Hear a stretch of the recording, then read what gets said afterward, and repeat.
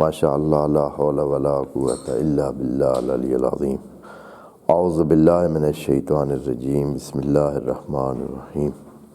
الحمد للہ وکفیٰ والصلاۃ والسلام علی عبادہ الذین اصطفیٰ، اما بعد فرب اشرح لی صدری ویسر لی امری واحلل عقدۃ من لسانی یفقہوا قولی وقل رب ادخلنی مدخل صدق واخرجنی مخرج صدق واجعل لی من لدنک سلطانا نصیرا۔ بسم اللہ وباللہ وتوکلت علی اللہ۔ قال اللہ تبارک و تعالی فی سورۃ البقرہ، آیت نمبر 255۔ اعوذ باللہ من الشیطان الرجیم، بسم اللہ الرحمن الرحیم۔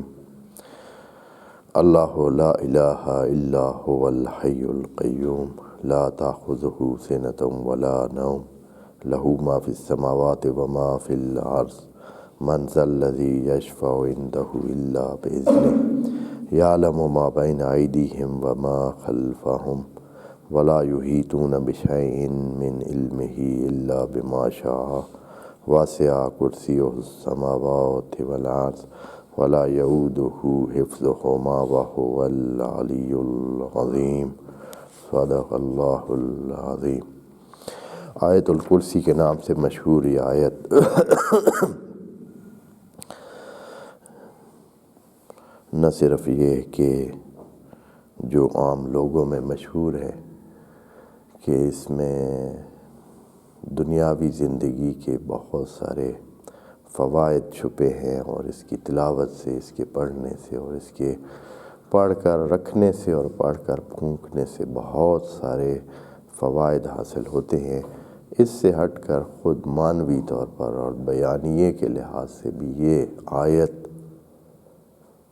توحید کے بہت بلند مطالب پر مبنی ہے، اور ایک قسم کے اللہ تعالیٰ نے اپنے اللہ ہونے کی وجہ بھی بتا دی، اللہ ہونے کی تعریف بھی کر دی کہ اللہ کس کو کہتے ہیں، اللہ کس کو ہونا چاہیے، کون اللہ بن سکتا ہے۔ یعنی اللہ اگر کوئی ہے تو اس کے لیے یہ شرائط ہیں، یہ سلسلے ہیں، یہ ہونے چاہیے، پھر کوئی اپنے آپ کو اللہ کہے۔ اور اللہ جو ہے تو وہ ان شرائط کو رکھتا ہے۔ یہ ایک قسم کی توحید کی مکمل تصویر ہے، جس میں توحید کے سارے مرحلے بڑی ہی دقت سے پروئے گئے ہیں اور رکھے گئے ہیں۔ ہم متعدد سے نشستیں اس حوالے سے کر چکے ہیں، اور آج ہم جس بند پر پہنچے ہیں اس آیت کے، چونکہ آیت مشتمل ہے مختلف صفاتی جملوں پر، اور ان جملوں میں ہر ایک جملہ اپنی جگہ پہ ایک مختلف قسم کے زاویے کو بیان کرتا ہے، جو کہ پچھلے جملے میں وہ چیز نہیں ہوتی ہے۔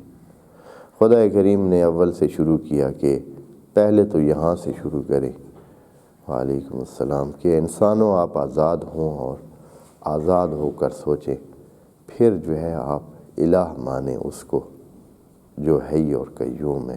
حی خود ہے، قیوم ہے، سب کو اس نے اپنے ساتھ رکھا ہوا ہے، اور سب کا نگہبان اور نگران اور محافظ اور قائم رکھنے والا ہے۔ ایسا ہے کہ اس کی صورتحال یہ ہے کہ نہ اس کو کبھی سستی ہوئی ہے، نہ اس کو استراحت کی ضرورت ہے، آرام کی ضرورت ہے۔ کوئی اگر ایسا ہے تو سامنے آئے جو حی ہو، خود سے حی ہو، قیوم ہو، جس کو نہ سستی پڑتی ہو، نہ خرابی آتی ہو، نہ محتاج ہو کسی کا کہ اس کو ٹھیک سے رکھے، دوسروں کا محتاج نہ ہو اپنے مینٹین رکھنے میں، نہ ہی اس کو سستی حاصل ہوتی ہے، نہ ہی نوم۔ اگر کوئی زندہ ہے تو کوئی بھی ایسی چیز نہیں ہے جو زندہ ہو اور استراحت نہ چاہتا ہو، اور اس کو ضرورت نہ ہو اس طرح کی ریسٹ کی، یا وہ تھکتا نہ ہو، یا وہ سست نہ پڑتا ہو، یا کمزور نہ پڑتا ہو۔ ایسے کچھ بھی نہیں ہے، ہوا ہی نہیں ہے آج تک۔ لہو ما فی السماوات و ما فی الارض میں یہ بیان کیا کہ جو کچھ ہے وہ اس کا ہے۔ اب یہ نہیں کہ جو کچھ ہے وہ کسی اور کے مال کا دھیان کر رہا ہے یا کسی اور کی خلقت کا دھیان کر رہا ہے، یا جو کچھ اس نے بنایا ہے وہ اس کے ہاتھ سے چھن گیا ہے، یعنی کوئی اور ہے ہی نہیں۔ لہو ما فی السماوات و ما فی الارض یعنی کوئی اور ہے ہی نہیں، جب بچتا ہی کچھ نہیں ہے، کچھ بچتا ہی نہیں ہے۔ لہو ما فی السماوات و ما فی الارض میں ایک اللہ ہے، ایک ما فی السماوات و ما فی الارض ہے۔ ما فی السماوات و ما فی الارض ایک طرف، دوسری طرف اللہ، تیسری کوئی چیز ہی نہیں ہے کہ وہ کہے کہ کچھ حصہ میرا ہے۔ جو کچھ ہے وہ اللہ کا ہے، باقی کیا رہ گیا؟ کوئی مالک ہی نہیں بن سکتا ہے، کوئی ہے ہی نہیں۔ کوئی اگر دعویٰ کرے بھی تو وہ بھی اللہ کے ہی مال ہے، وہ اس کا مالک بھی اللہ ہے۔ پھر اللہ نے کہا کہ نہ صرف اتنا کہ بلکہ کچھ چیز اثر بھی نہیں کر سکتی جب تک اللہ اذن نہ دے۔ من ذا الذی یشفع عندہ الا باذنہ، کوئی ہے جو تاثیر رکھے، کوئی جوڑ کر تیسری چیز بنائے، کوئی چیز ہو سکے، کچھ عمل ہو سکے، کوئی کام ہو سکے، اس کے بغیر کوئی ہے؟ انسانوں میں یا دوسرے خداؤں میں یا جو جن کا دعویٰ کیا جاتا ہے کہ وہ بھی معبود ہے، ان میں یہ چیزیں ساری کمزوریاں پائی جاتی ہیں، وہ خود سے ہے ہی نہیں ہے، مر جاتے ہیں، ختم ہو جاتے ہیں۔ جو کبھی تھے، جن کو کبھی خدا مانا گیا تھا، اب تک وہ ختم ہو گئے۔ جو کبھی اگر کوئی تھے اور ہیں جن کو مانا گیا ہے تو وہ قیوم نہیں ہے، وہ دوسروں کو خود بھی وہ اپنے اس پہ موجود نہیں ہے، خود اپنے زور پہ زندہ نہیں ہے، اور دوسروں کے لیے قیوم نہیں ہے۔ کتنی چیزیں ہیں لا تأخذہ سنۃ ولا نوم کی شرائط پوری نہیں کرتی ہیں، کمزور ہونے والی چیزیں ہیں۔ جو کچھ بھی موجود ہے وہ کمزور ہو جاتا ہے، سست پڑ جاتا ہے، اس کو ریسٹ کی ضرورت ہوتی ہے۔ کوئی ایسا نہیں ہے جو ساری چیزوں کا مالک ہو، کہ ہر چیز اس کی ہو۔ پھر یہ ہے کہ کوئی بندہ نہیں ہے جو تاثیر کو روک سکے۔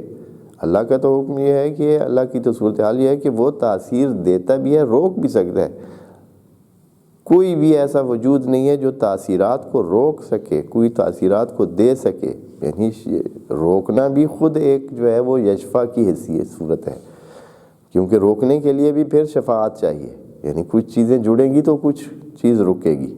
جب آپ کسی چیز کو روکنا چاہتے ہیں تو پھر بھی کچھ چیزیں جوڑتے ہیں تو تب آپ روکتے ہیں۔ مثال کے طور پر آپ فرض کریں کہ پانی کو روکتے ہیں تو آپ اس کے سامنے کوئی ڈیم بناتے ہیں، مٹی لگاتے ہیں، ریت لگاتے ہیں، پتھر رکھتے ہیں، یعنی ایک جوڑتے ہیں، ایک جوڑتے ہیں، شفاعت کرتے ہیں۔ جب شفاعت کرتے ہیں تو ایک تیسرا چیز حاصل ہوتی ہے۔ تو روکنے کے لیے بھی آپ کو شفاعت چاہیے، بس شفاعت دو پہلو ہو گئی، یعنی کرنے کے لیے بھی آپ کو شفاعت چاہیے، روکنے کے لیے بھی آپ کو شفاعت چاہیے۔ شفاعت کا وہ معنی جو ہم نے بیان کیا ہے، ہم معنی شفاعت کا ایک ہی لیا گیا ہے جو آپ کو عرض کیا ہے، کہ وہ یہ ہے کہ خدا کے سامنے سفارش کی جائے کہ بھائی مہربانی فرماؤ، ان بندوں کو جنت میں جانے دو۔ حالانکہ شفاعت کا معنی عرض کیا ہے دوستوں کو، یہ ذرا دھیان رکھیں ان چیزوں کو۔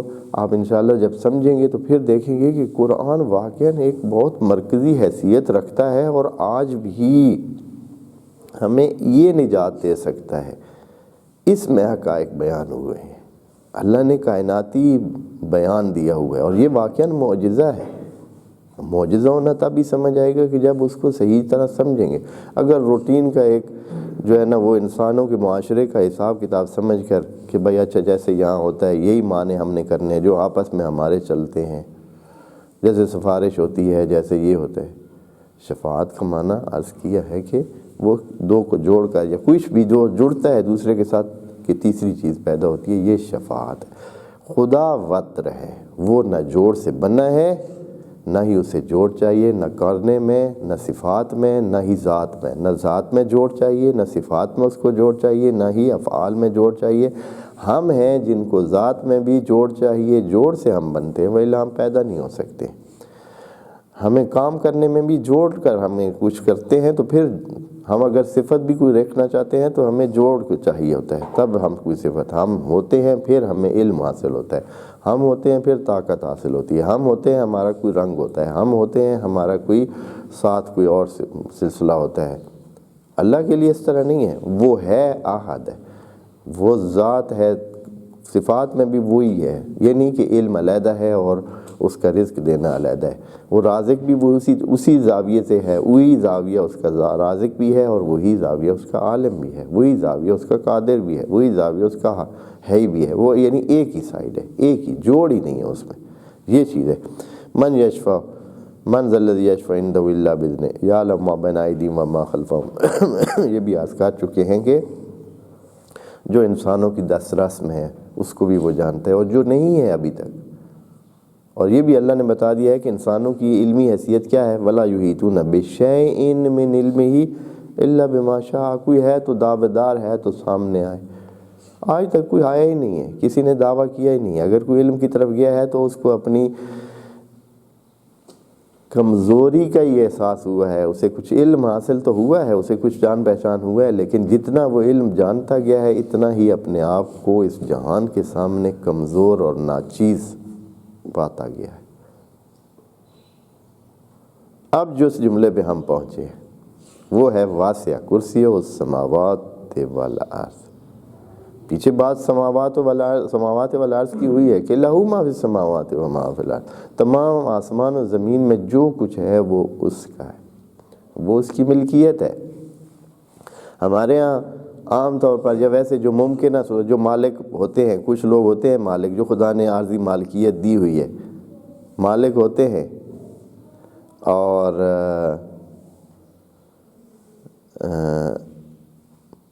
ان کے پاس کچھ چیزیں بھی ہوتی ہیں، کچھ معلومات بھی ہوتی ہیں۔ مثلاً آپ کے پاس کچھ چیزیں مال ہے اور آپ کو اس کی معلومات بھی ہیں، اتنے ہیں، اتنا وزن رکھتے ہیں، اتنی قیمت رکھتے ہیں، یہاں موجود ہیں، یہ کھاتے ہیں، یہ پیتے ہیں، یہ کرتے ہیں، یہ فائدہ دے سکتے ہیں، کچھ معلومات بھی ہو سکتی ہیں، لیکن ہوتا یہ ہے کہ آپ کے کنٹرول میں نہیں ہوتے ہیں، ہوتا آپ کا مال ہے، وہی عارضی ملکیت ہی صحیح، ہوتا آپ کا مال ہے، آپ کے کنٹرول میں نہیں ہے، آپ کے اختیار میں نہیں ہے،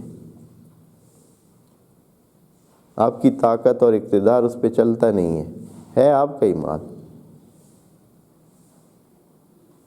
انسان سے تو اپنے بچے ہی نہیں سنبھالے جاتے، ہے بھی اس کا مال، اس کی معلومات بھی اس کے پاس ہیں بہت ساری، وہ بھی اس کے اختیار میں نہیں ہے، لیکن اللہ فرماتا ہے کہ یہ جو میں نے کہا ہے نا کہ لہو ما فی السماوات و ما فی الارض، تو یہ مت سمجھیے کہ کوئی چیز اس کے کنٹرول سے باہر ہے، اس کا تمام کنٹرول بھی، اس کا اقتدار بھی، اس کی حکومت اور اس کی حکمرانی ساری کی ساری اللہ کے اختیار میں۔ واسع کرسی السماوات، یعنی اس میں پھر بالکل تمام اس کو ماں کو بھی نہیں لگایا۔ پہلے تو کہا نا کہ ما فی السماوات و ما فی الارض، جو کچھ ہے، وہ جزیات کی بات تھی، جزیات کی بات کرنے کے لیے ما فی السماوات و ما فی الارض، کہ ایک ایک چیز اللہ کی ہے، اور اب فرمایا کہ تمام حکمرانی جو ہے، سماوات اور عرض کی حکمرانی بڑی چیز کو کہہ کر، آپ کبھی جب کوئی کہتا ہے کہ صدر ہے، مثلا ملک کا صدر ہوتا ہے، تو وہ اس کے شہروں کو نہیں گنتا ہے کہ مثلا یہ بندہ فلاں شہر کا اور فلاں شہر کا صدر ہے، نہیں، جب آپ حکمرانی کی بات کرتے ہیں تو پھر آپ ملک کی سطح کی بات کرتے ہیں کہ مثلا یہ فلاں ملک کا بادشاہ ہے، یہ فلاں ملک کا صدر ہے، فلاں ملک کا وزیر اعظم ہے۔ اقتدار کی بات ہوتی ہے تو پھر ڈیٹیل میں بات نہیں ہوتی ہے، بات کلی ہوتی ہے، جنرل اور بڑی لیول پر ہوتی ہے۔ یہاں بھی خدا کریم نے کتنا فرق رکھا ہے، وہاں کہا ہے کہ لہو ما فی السماوات و ما فی الارض، یہاں فرمایا واسع کرسی السماوات والارض، زمین اور آسمانوں کی بادشاہی، زمین اور آسمانوں کی جو حکمرانی ہے، کرسی ہے، وہ اس کی ہے، اور یہ کرسی اس کی وسیع ہے، اس لیے کہ انسانوں میں کیا ہوتا ہے، دیکھتے یہ ہیں کہ کس کی بادشاہی کتنی ہے، اس کی وسعت کتنی ہے، اقتدار کی وسعت کتنی ہے۔ زور کہاں تک چلتا ہے، کہاں تک حکمرانی چلتی ہے؟ تو خدا کریم فرماتا ہے کہ خدا کی حکمرانی سماوات اور عرض تک ہے۔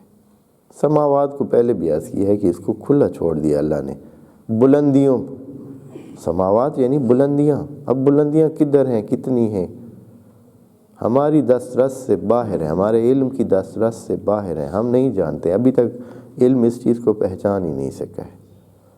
سائنس جتنا بھی زور لگا رہی ہے لیکن بس ایک خیالات، تصویریں، کچھ باتیں، کچھ خیالات۔ ہاں خیال ہے کہ فلاں سیارہ اتنا دور ہے، اب اس کی تصدیق بھی وہ خود ہی کر سکتے ہیں، اس لیے کہ یہ تو عوام کی تصدیق کرنے کے مسائل ہی نہیں ہے۔ کون تصدیق کر سکتا ہے کہ بھائی اگر انہوں نے کہا کہ 1 ارب سال دور ہے، تو ہم اب مثلا چاہیں بھی کہ جانے کے صحیح بات کر رہے ہیں یا نہیں، تو کون کرے گا بھائی؟ کوئی سائنسدانوں میں سے ہی کوئی، تو انہوں نے اختلاف کرنے کی ضرورت کیا ہے، اس میں حاصل کیا ہے؟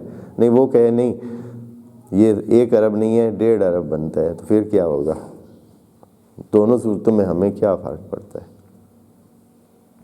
تو اتنی سلسلے ہیں کہ ہمارا علم کی رسائی ہی نہیں ہے۔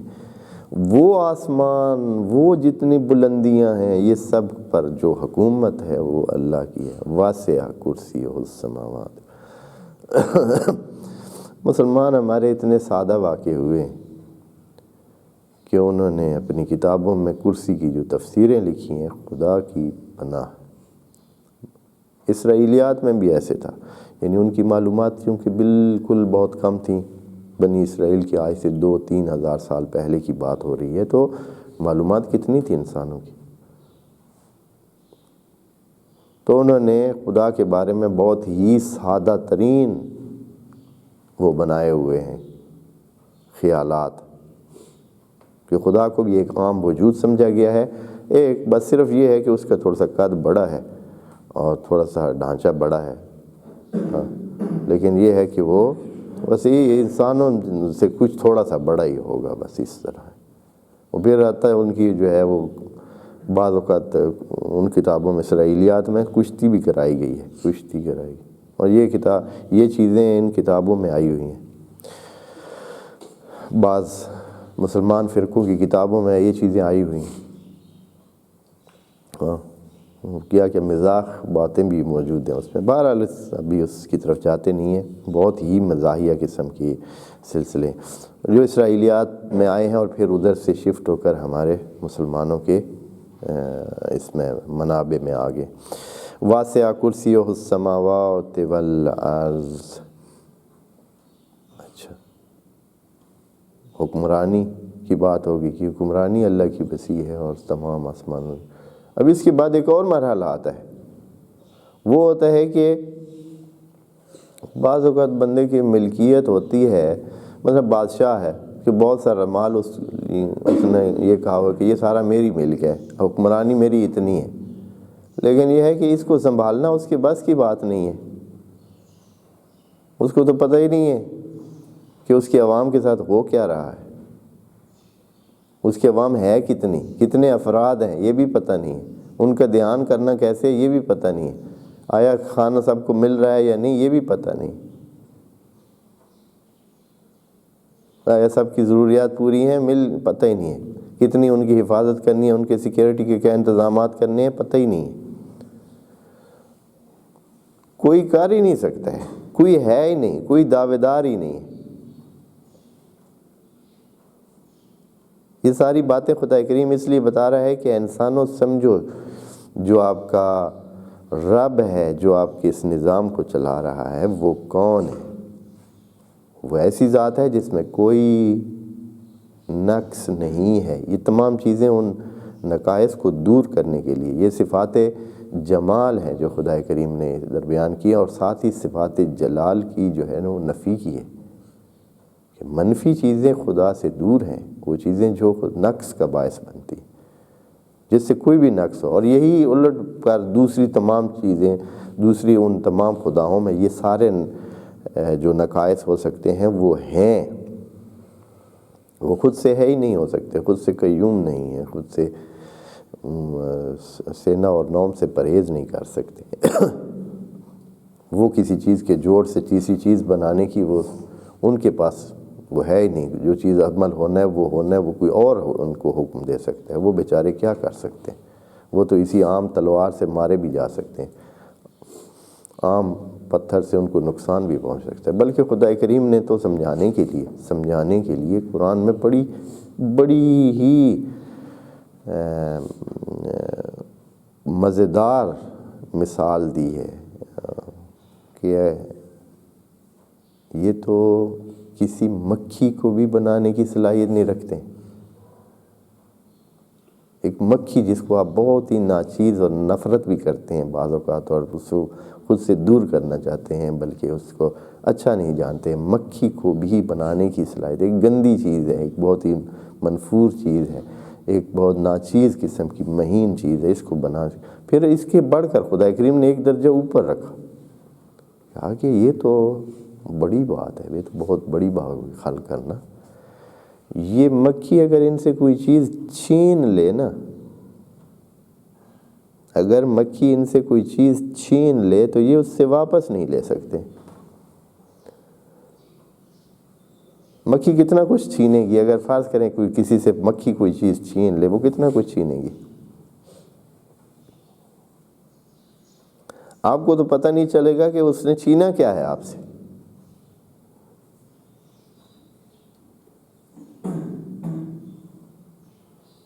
یہ قرآن کے الفاظ ہیں کہ اگر مکھی ان سے کوئی چیز چھین لے تو لا یستنقذوہ ضعف الطالب والمطلوب. طالب بھی ضعیف ہے, اور مطلوب جو ہے, مطلوب یعنی وہ چیز جو اس نے چھینی ہے وہ بھی اتنی ضعیف ہے. یہ بیچارہ اس سے لے ہی نہیں سکتا ہے, اصلا یہ دیکھ ہی نہیں سکتا ہے مکھی نے لیا کیا ہے اس سے. مکھی نے اپنا حصہ لے بھی لیا ہے, مکھی نے بیٹھ کر کسی بھی چیز پر اپنا حصہ لے لیا ہے. اب آپ چاہیں کہ اس سے لیں تو آپ لینے کی صلاحیت نہیں رکھتے. مکھی کو مار سکتے ہیں, مکھی سے وہ چیز آپ نہیں لے سکتے جو اس نے آپ سے لے لی. لیکن خدا کریم کو پتہ ہے کہ یہ بھی ایک حصہ ہے. اگر مکھی نے وہ لیا ہے تو ایک حصہ ہے, ایک چیز ہے, ایک وجود ہے جو اس نے اپنے کھانے کے لیے لے لیا ہے.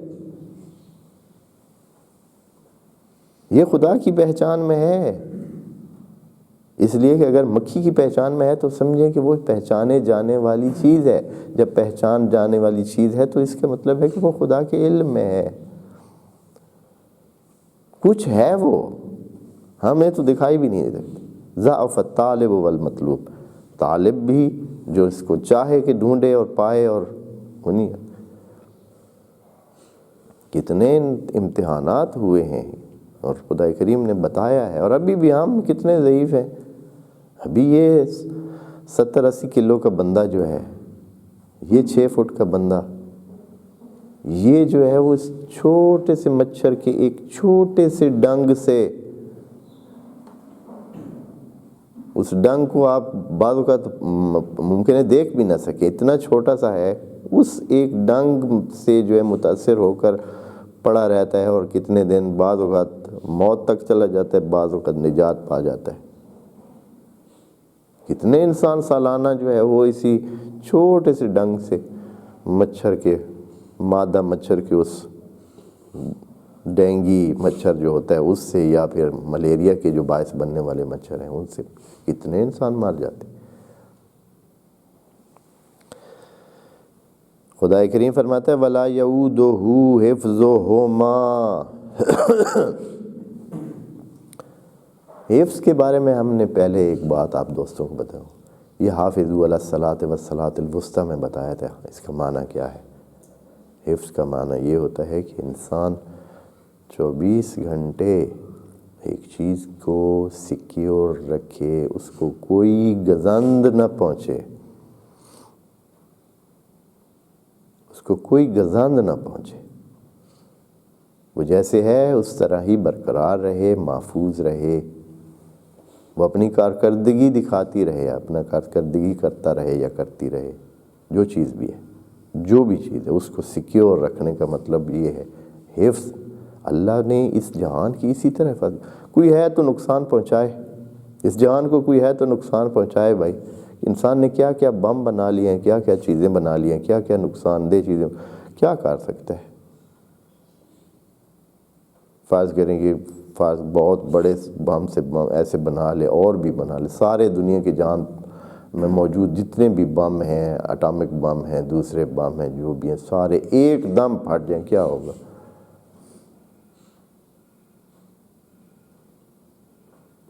کچھ بھی نہیں ہوگا.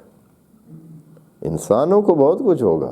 خدا کی اس خدائی میں، خدا کی اس سماوات اور ارض جن کی حفظ کی وہ بتا رہے ہیں، اس کو کون کچھ کر سکتا ہے؟ اور تو کوئی ہے ہی نہیں. انسانوں نے کچھ کرنا ہے، جن کے پاس علم ہے، جن کے پاس کچھ سلسلہ ہے جو اس وادی میں کرتے ہیں، تو پھر کیا کچھ کر سکتے ہیں انسان؟ اس کی حفاظت میں کیا کمی ہے، یا کوئی کبھی نقص آیا ہے، کوئی گڑبڑ ہوئی ہے؟ اس کی حفاظت میں بھی اللہ کو کوئی دشواری نہیں ہے. یعودہ، دشواری پیش آنا، مشکل پیش آنا، بار بننا، گراں ہونا، کسی پر مشکل بنانا، اس کا معنی ہوتا ہے ولا یعودہ حفظہما، اس کی حفاظت، ان دونوں کی، سماوات والارض مراد ہے. سماوات اور ارض کی حفاظت میں خدا کریم کو کوئی مشکل نہیں ہے، کوئی دشواری نہیں ہے. ہم انسانوں میں یا جو بھی کچھ کوئی تھوڑے بہت بھی کوئی سلسلہ رکھتا ہے، مثلا کوئی اگر ایک کارخانہ چلا رہا ہے، کوئی بندہ ایک انسٹیٹیوٹ یا کوئی اس طرح کا پروگرام چلا رہا ہے، تو اس کو کیا ہے، ہر روز درد سر اس کو چلانے میں، اس کو بحال رکھنے میں، اس کو ہر روز اس کے لیے مسائل ہیں، مشکلات ہیں. کوئی بندہ آسانی سے نہیں کر رہا ہے جو کچھ بھی چل رہا ہے. اگر کوئی حکومت کر رہا ہے تو وہ بڑی مشکل سے کر رہا ہے، اگر کوئی کارخانہ چلا رہا ہے تو بڑی مشکل، اگر کوئی ادارہ چلا رہا ہے تو اس کو بھی بڑی مشکل سے وہ چلا رہا ہوتا ہے.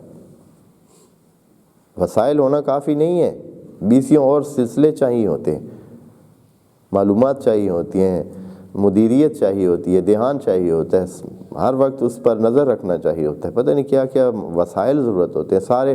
ان ساری چیزوں کے ہوتے ہوئے بھی پھر انسان پھر بھی اس میں ہوتا ہے، ٹینشن میں ہوتا ہے. اس کے لیے یہ گراں ہوتا ہے، یعنی مشکل ہوتا ہے، یعنی اس کے سر پہ ایک بوجھ ہوتا ہے. لیکن خدا کریم کے حوالے سے وہ فرما رہا ہے کہ ان کا محفوظ رکھنا، ان کا برقرار رکھنا، اور ان کا اسی طرح چلتے رہنا، اور اپنے اس میں ڈھب میں صحیح کام کرنے، خدا کریم کو کچھ بھی نہیں ہوتا. یعنی اس کے لیے یہ کوئی بار گراں نہیں ہے، کوئی سنگین نہیں ہے، کوئی مشکل نہیں ہے، دشواری پیش ہی نہیں آتی، مثلا اس کے لیے کوئی مسئلہ ہی نہیں.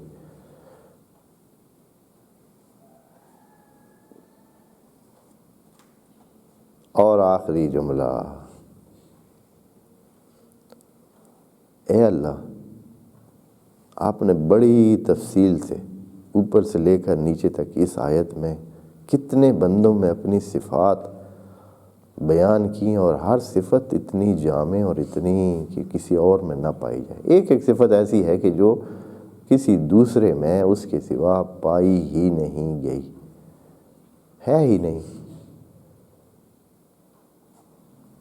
اے اللہ، یہ جو ہم سمجھ چکے ہیں، یہ ان الفاظ سے، ان حروف سے جو کچھ ہمارے ذہن میں ایک تصور آیا ہے تیرا، بس تو یہی ہے، اتنا ہے جو ہم اس میں سوچ. تو خدا کریم نے آخر میں کہا کہ یہ اے انسانوں آپ کا ظرف ہے، آپ کے ظرف میں جو کچھ آیا ہے وہ آپ کے ظرف کے مطابق ہے. خدا کریم اس سے بالاتر ہے. یہ تو آپ کو سمجھانے کے لیے یہ چیزیں بیان کی، اس لیے کہ آپ کی رینج اتنی ہے، آپ کی سمجھ اتنی ہے، آپ اتنا ہی درک کر سکتے ہیں، آپ کا ظرف اتنا ہے، اس میں اس سے زیادہ گنجائش ہی نہیں ہے. وَإِلَّا وَهُوَ الْعَلِيُّ الْعَظِيمُ، وہ علی ہے، اور عظیم ہے، یعنی اس سے بھی عالی تر ہے۔ جو کچھ بیان ہوا ہے یہ صرف ایک شمع ہے، کچھ سمجھانے کے لیے، کچھ الفاظ کو آپ کے سامنے رکھا ہے کہ آپ سمجھ جائیں، اور یہ اس کی وجہ یہ تھی کہ یہ چیزیں ہیں جن کو آپ جانتے ہیں۔ وَلَا يُحِيطُونَ بِشَيْءٍ مِّنْ عِلْمِهِ، آپ تو اس کے علم کو جانتے ہی نہیں ہیں، یعنی احاطہ کر سکتے ہی نہیں ہیں۔ بِشَيْءٍ مِّنْ عِلْمِهِ إِلَّا بِمَا شَاءَ، جو کچھ دیا گیا ہے یہ بھی ہمارے علم کا حصہ ہی ہے نا، جو کچھ ابھی ہم نے الفاظ جانے ہیں، الفاظ سنے ہیں، الفاظ کی وجہ سے کچھ معانی کو ہم نے اپنے ذہن میں تصور کیا ہے، تو یہ سارا کیا ہے؟ یہ وہ کچھ ہے جو ہمارے علم میں ہے، اور یہ ہمارا علم خدا کریم پہلے ہی بتا چکا ہے۔ وَلَا يُحِيطُونَ بِشَيْءٍ مِّنْ عِلْمِهِ إِلَّا بِمَا شَاءَ، بِشَيْءٍ مِّنْ عِلْمِهِ کہہ کر بالکل زیرو کر دیا تھا کہ انسان تو جاہل ہے، جاہل ہے، جاہل ہے، لا علم ہے، لیکن الا بما شاء کہہ کر تھوڑی سی گنجائش دے دی کہ چلے تھوڑا سا آپ جانتے ہیں، کم از کم یہی کہ ان الفاظ کے معنی جانتے ہیں، اور جو چیزیں آپ کے سامنے ہیں، جو آپ کی دید میں ہیں، جو آپ کے سننے میں آئی ہیں، جو آپ نے ٹچ کی ہیں، ان کو آپ جانتے ہیں، دیکھتے ہیں، بھالتے ہیں، معنی جانتے ہیں، کچھ تصورات بھی آپ کر سکتے ہیں، اتنا ہی ہے۔ لیکن یہ نہ سمجھیں کہ خدا کریم یہی کچھ ہے، بس جو ہمارا علم ہے وہ خدا کے اس میں کیا ہے، اصلا کسی کھاتے شمار ہی نہیں ہوتا ہے نا، اس لیے کہا ہے کہ وَلَا يُحِيطُونَ بِشَيْءٍ مِّنْ عِلْمِهِ، اصلا کچھ بھی تو احاطہ نہیں رکھتے ہیں، اصلا آیا انسانوں آپ جانتے ہی کچھ نہیں ہیں، یعنی جو جانتے ہیں اس کو خدا کریم نے کچھ شمار ہی نہیں کیا ہے، کہا ہے کہ یہ جو ہے وَلَا يُحِيطُونَ بِشَيْءٍ مِّنْ عِلْمِهِ، بِشَيْءٍ آپ جانتے ہیں نا، شیئن بھی نہیں کہا ہے، یعنی ہمیں تو شیئن بھی تک بھی نہیں کہا ہے، وَلَا يُحِيطُونَ شَيْئًا مِّنْ عِلْمِهِ نہیں کہا ہے۔ شیئن نکرہ لگاتا تو چلے، ہم کہتے کہ چلیں وہ بہت تھوڑا سا حصہ، لیکن پھر اس کے ساتھ شیئن کے ساتھ کیا لگا دیا ہے، با لگا کر اور بھی اس کو نیچے کر دیا ہے، بے شیئن، یعنی کسی چیز کا وہ کنارہ وہ بالکل ساتھ آخری حصہ تک بھی آپ نہیں جانتے، بے شیئن، اتنا کم علم، اور اس میں خدا کریم نے یہ کتنی سماوات اور عرض و تمام باتیں بھی کر دی ہیں، اور بہت موٹے اس میں ساری باتیں بتا دی ہیں، اور آخر میں فرماتا ہے وَهُوَ الْعَلِيُّ الْعَظِيمُ، اور وہ علی تر ہے، بالا تر ہے، عظیم ہے، یعنی ہم یہ نہ سمجھیں کہ اب جو ہم نے یہ پڑھ لیے ہیں، یہ الفاظ اور ان کے معنی جان لیے ہیں اور ہمیں ایک تصویر بن گئی ہے ہمارے ذہن میں، تو یہی خدا ہے، یہ نہیں، وہ اس سے عالی تر اور باعظمت ہے، عظیم ہے۔ اس کے بعد مشہور آیت الکرسی یہی ہے، یہ بات آپ دوستوں کو بتا دیں، جو تمام مسلمانوں میں مشہور ہے آیت الکرسی کے نام سے، وہ یہیں تک ہے،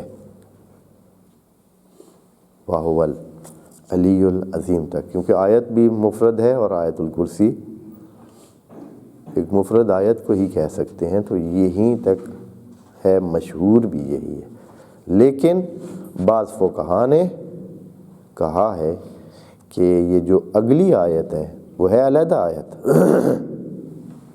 جو لا اکراہ سے شروع ہو رہی ہے، وہ ہے علیحدہ آیت، انہوں نے کہا ہے کہ یہ بھی اس کا حصہ ہے۔ حقیقت میں شاید اس کا جوڑ ہے، وہ اس کا الہی حصہ تھا، الہی صفات پر اور خدا کی صفات پر اور خدا کی پہچان اور توحید پر مبنی تھا۔ یہ جو ہے انسان کے بندگی کے بارے میں ہے کہ بندگی کیسے ہونی چاہیے، بندے کا رابطہ اللہ کے ساتھ، اس اللہ کے ساتھ بندے کا رابطہ کیا ہے، کیا رابطہ ہونا چاہیے۔ تو انہوں نے کہا کہ چونکہ یہ بھی ایک مربوطہ وہ ہے، اس سے معانی کے لحاظ سے مربوط چیز ہے، اور اس کے بعد ایک نیا مضمون آنے والا ہے تو یہ اس کا حصہ ہے۔